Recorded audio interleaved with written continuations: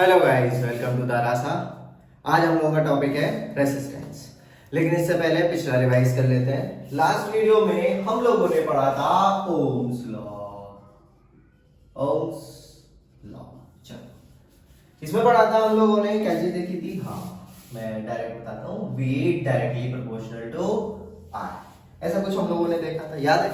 चलो इससे पीछे हम लोग बहुत सारी चीज पढ़ चुके हैं, तो पिछली वीडियोस आप लोग जरूर देखिए और तब ये वीडियो देखेंगे तो आपको ज़्यादा बेनिफिट होगा, चैप्टर भी इजीली समझ में आएगा। तो चलते हैं हम लोग आगे बढ़ते हैं। तो आज का टॉपिक है हमारा, क्या बताया था मैंने,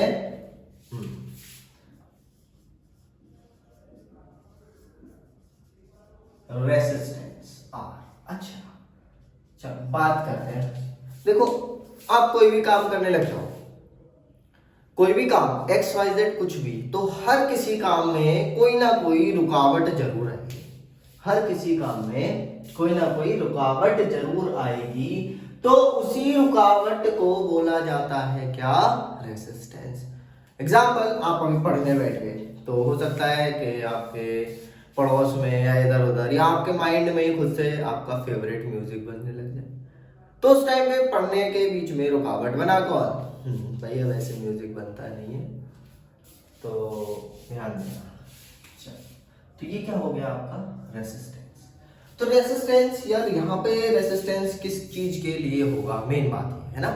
तो समझते हैं, यहाँ पे आपका जो रेसिस्टेंस है, it's for current, for current. इसका मतलब क्या है, इसका मतलब क्या है कि करंट क्या है, चार्ज का बहना। ये तो बताया था मैंने, चार्ज का बहना। अब भावनाओं में बहना नहीं है, ध्यान रखना, कभी भावनाओं में बहना है, प्रेम भावना में ना, ऐसा कुछ नहीं है। तो क्या हुआ, करंट का या चार्ज का बहना। चार्ज का बहना क्या होगा, यानी कि रेसिस्टेंस क्या होगा, कोई ऐसी चीज होगी जिसकी वजह से आपका करंट एक या करंट फ्लो नहीं होगा, करंट नहीं आएगा सीधा।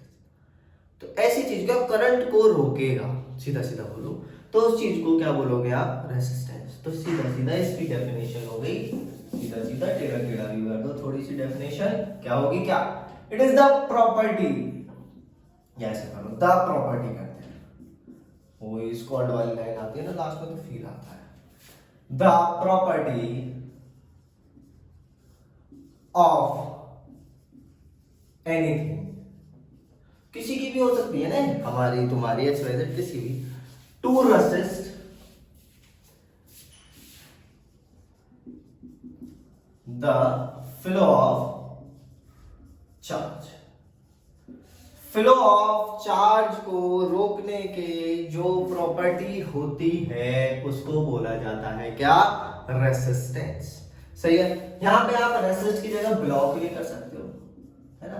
ब्लॉक का मतलब क्या है, रोकना, वहां पे क्या, रोकना। सही है। अब कोई कोई तो रोकने में कामयाब हो जाता है और कोई कोई रोकने में कामयाब नहीं होता है ना।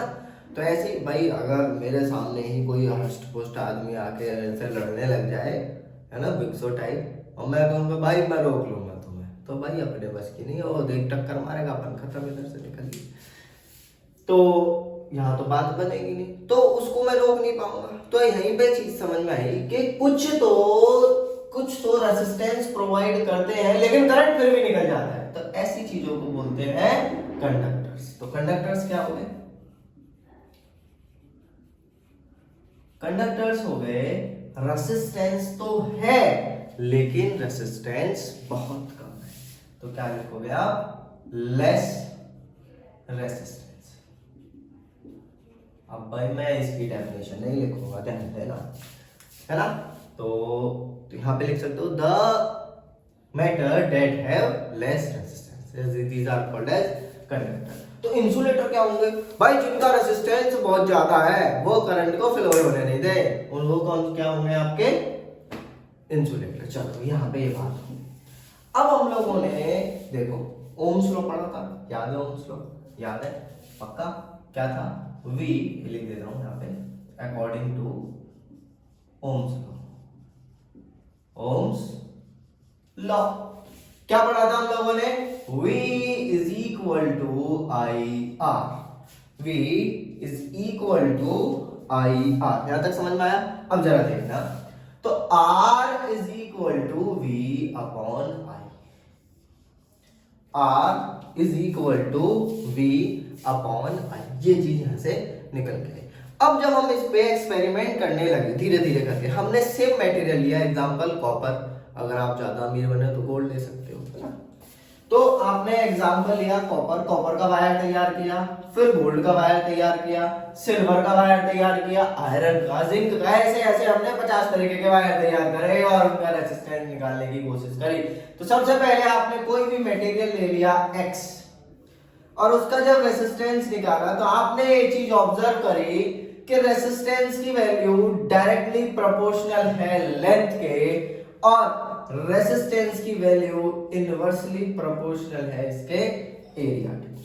मैंने एरिया छोटे a से रिप्रेजेंट किया है, ठीक है। ये क्या है?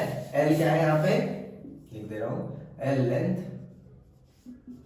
और A एरिया, सही। जरा ध्यान देना, अब इन दोनों को मिला दो, तो R directly proportional to L upon A। ये चीज समझ आई? चलो आगे देखो जरा, पक्का बताऊं। अब ये चीज पता है आप लोगों को, जब जब प्रोपोर्शनल आता है इसको हटाना है, पहले भी हटाया था ओम्स लॉ में, तो इसको हटाओ और यहाँ पे क्या आएगा? एक कांस्टेंट, तो कांस्टेंट ले आओ। तो यहाँ पे जो कांस्टेंट आएगा दैट इज रो। मैं तो नहीं रो रहा, आप रो लो। इसका नाम है रो, ठीक है। जिसका मतलब क्या है, तो नई चीज, फिर से नई चीज एक निकल के आएगी, रो, दैट इज रेसिस्टिविटी। जो क्या है आपका? रेसिस्टिविटी। यहां तक चीज समझ में आ गई होगी भैया, इतना तो मेरे समझ में आ गया, लेकिन मेरी एक चीज समझ में नहीं आ रही, ये एल ए एल क्या चल रहा है यहाँ पे, इसे समझाओ। ये क्या कहना चाह रहा है कि अगर आपने एक वायर लिया है और इसके जैसा ही सेम मटेरियल का बना हुआ एक दूसरा वायर ले लिया, यानी कि दो वायर, एक की लेंथ ज्यादा दूसरे की लेंथ कम है, ज्यादा तो ऊपर वाला है ना, एक की लेंथ ज्यादा दूसरे की कम है, ज्यादा कम नहीं, ज्यादा कम, ठीक है। तो किसकी लेंथ ज्यादा? इसकी नहीं, ठीक है, जरा ध्यान से देना भाई। तो इसकी लेंथ ज्यादा इसकी कम, तो आपको बताना है सेम मटेरियल का है, एरिया भी सेम है, तो किसका रेजिस्टेंस ज्यादा होगा? तो जिसकी लेंथ ज्यादा उसका रेजिस्टेंस, सही है। इतनी चीज क्लियर है ना, इतनी चीज पक्का। अब एक चीज, सर हमें ये चीज समझ नहीं आ रही, एरिया कौन सा यार, 3D शेप का कौन सा एरिया बनता है ना? देखो समझाता हूँ, देखो जैसे मैंने मान लिया वायर, क्या है आपका वायर, तो लेंथ तो होगी ये, एरिया क्या होगा? ऐसे बनाओगे, तो जो क्रॉस सेक्शन एरिया आपको ऐसे करके इधर से दिख रहा है ना, तो ये क्या कहलाया जाता है? एरिया। अब ये सर्कल दिख रहा है, अगर मैं इसको चौकोर बना दूंगा तो स्क्वायर दिखेगा, रेक्टेंगुलर बना दूंगा तो रेक्टेंगल दिखेगा, तो रेक्टेंगल का एरिया लेंगे। यहाँ पे कैसा दिख रहा है? यहाँ पे ऐसे करके, वायर सर्कुलर होता है तो हमने सर्कल, है ना, क्रॉस सेक्शन एरिया वायर का सर्कुलर होता है तो सर्कल, सही। तो इसका मतलब क्या है, अब जितना मोटा तार लोगे उसका रेसिस्टेंस उतना ही कम होगा, इसका मतलब है, और जितना तार लंबा करते करते चले जाओगे उसका रेसिस्टेंस उतना ही ज्यादा होगा। समझ में आया? तो इसी वजह से जो हाउस होल्ड होता है ना आपका घर बार में, तो वहां पे तार जो है कैसे यूज करे जाते हैं? मोटे तार यूज करे जाते हैं। बाकी छोटी मोटी फिटिंग के लिए वो तार कैसे यूज किया जाता है? पतला तार यूज किया जाता है। ये चीज समझ में आ गई होगी ना, ताकि उसका जो रेसिस्टेंस है उसको कम करा जा सके। भाई रेसिस्टेंस ज्यादा होगा तो उससे आगे पढ़ेंगे हम लोग क्या होता है रेसिस्टेंस ज्यादा होने से। तो यहाँ तक क्लियर है, यहाँ तक समझ में आ गया, इतनी चीज क्लियर है ना। तो यहाँ पे एक छोटा सा एक डायग्राम था, ऐसे बना लेते हैं ताकि एक ट्रिक सी, ताकि हमें ये याद रहे कि एरिया और ये क्या फायदा है इसका। तो मैं क्या काम करता, यहीं से मैं एक बॉल फेंक के मारी, जैसे ही बॉल फेंक के मारी, ये जो तार है जब पिचक गए हो, ये तार क्या हो गया? पिचक गया भाई। अब 3 सेक्शन बन गए इसमें, एक तो ये वाला, यहाँ पे ए नाम है, एक ये वाला बे और एक ये वाला सी। देखना जरा, यहाँ पे और यहाँ पे एरिया क्या है सेम। तो कोई भी चीज अगर पास होना चाह रही है, जरा देखो, तो यहाँ पे ए थोड़ा ऊपर की तरफ, कोई भी चीज अगर पास होना चाह रही है तो ज्यादा एरिया है तो इजीली पास हो जाएगी कि नहीं होगी? आपको दिख रहा है ना, ज्यादा एरिया तो इजीली पास हो जाएगी। यहाँ पे आने में थोड़ी सी दिक्कत रहेगी, तो आपको यहाँ से याद रहेगा ज्यादा एरिया रेसिस्टेंस कम, क्योंकि एरिया ज्यादा होने से कोई भी चीज इजीली पास हो जाती है। यहाँ तक क्लियर है? हाँ इतना तो क्लियर है। इसकी यूनिट क्या है? चलो इसकी यूनिट के बारे में बताते हैं। यूनिट ऑफ आर, आर से रेसिस्टेंस है यहाँ पे। चलो देखते हैं यूनिट क्या होगी। V इज इक्वल टू क्या था? आई आर, तो R is equal to V upon I. अब इसके बाद आप इसको आगे करोगे तो क्या आएगा? V की यूनिट वोल्ट, I की यूनिट एम्पियर, और ये किसकी यूनिट आई? A, R की सॉरी। और इसी चीज को बोला जाता है क्या भाई? ओम्स। बोले यार सारा कुछ नाम तड़पना तो हो गया, लेकिन हमारा तो नाम कहीं आया नहीं, तो बोले इस चीज को बोलो क्या? ओम। और इसको एक सिंबल से रिप्रेजेंट भी किया जाता है, दैट इज ओम। समझ में आया? इतनी चीज क्लियर है ना? पक्की बात है। तो यूनिट आ गई किसकी? आर की यूनिट के बारे में हम लोगों ने डिस्कस कर दिया। ये रेसिस्टिविटी क्या है?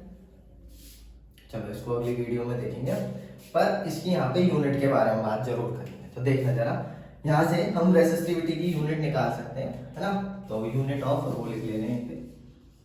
यूनिट ऑफ रो, रो की यूनिट क्या होगी? इसको इधर भेज दो, उसको उधर कर दो। अरे कर रहे हो ना, पी क्यों बना रहे हो तुम? रो इज इक्वल टू क्या? R multiply A upon N. सही। अब आर की यूनिट क्या आई? ओम। एल की यूनिट क्या आई? सास। लेंथ की यूनिट मीटर। एरिया की यूनिट मम्मी नहीं पता, तुम ही लिख दो, मीटर स्क्वायर। काटा पीटी कर सकते हो? इतना तो कर ही लोगे। लो कुछ मत करो, हम ही कर देंगे सब। ऐसे ही होगा ना? देखना गलत तो नहीं कर दिया? चलो देखो, लेंथ नीचे है तो metre cube sorry metre square upon metre कटेगा ये, तो क्या आया? Ohm metre. It is the unit of, किसकी यूनिट है? चल समझ में आ गया होगा, बहुत आसान कंसेप्ट है। इसके बारे में थोड़ा सा नेक्स्ट वीडियो में डिस्कस करेंगे, क्योंकि वीडियो ज्यादा लंबी करनी ठीक नहीं है। आपका वैसे इतने से ही काम चल जाएगा। तो इस वीडियो में हम लोगों ने क्या पढ़ा? रेसिस्टेंस क्या है? ये प्रॉपर्टी है किसकी? किसी भी मेटल की। क्या काम करती है? रोकती है किसको? करंट को। सही है। फिर हम लोगों ने इसका मैथमेटिकल रिप्रेजेंटेशन देखा मजे मजे में। इस बार तो सर ज्यादा ही मजे ले रहे थे, है ना? तो ये पूरा देख लिया। यहाँ पे आपको एरिया वाला कंसेप्ट समझा दे कैसे कर, कोई पतला होगा तो उसको निकलना आसान नहीं है, मोटी जगह से तुम आराम से निकल जाओगे। सही। तो ये सारी चीज हम लोगों ने समझी। फिर एक नई चीज हमें मिली, क्या? रेसिस्टिविटी। रेसिस्टिविटी बोलती है हम रो हैं तो तुम भी रो। नहीं, हम नहीं रोएंगे, हम तुम्हें रुलाएंगे। ठीक, इतना सब कुछ पढ़ा। चलिए आज के लिए इतना ही। Thank you.